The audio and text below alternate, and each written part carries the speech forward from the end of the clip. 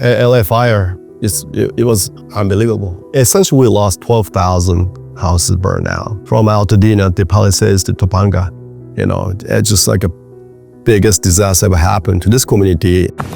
Overnight, the Franklin fire exploding in size, growing to more than 3,000 acres, racing down hillsides. People who lost homes, they need help. They don't know what to do. They're talking to insurance companies. They don't know exactly if they're giving enough money or not. It's really hard for people to really hire the architects and contractors because they never done anything like that before. We provide them total project management. We basically meet homeowners, understand what their intent is, what they want to do, and we communicate with insurance. We have insurance expert to really understand the context of it. Do they have enough money?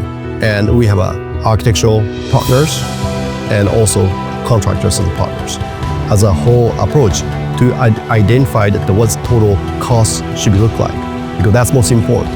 We live here, and this is our passion. This is our home. This is our community, this is our neighbor, this is our friends. So not only we want to build back the homes, but build back better, the fire-proof houses. That's what we want to build.